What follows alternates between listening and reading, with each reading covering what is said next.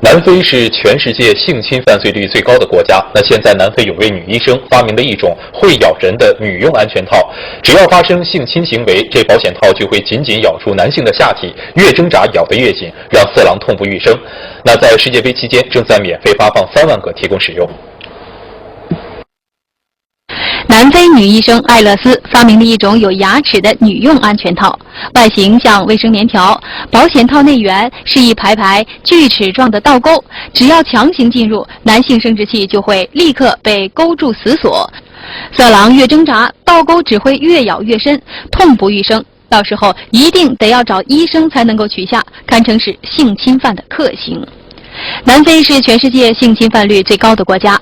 发明咬人套的女医生20岁的时候在医院实习，目睹过妇女遭受性侵后身心备受折磨的过程。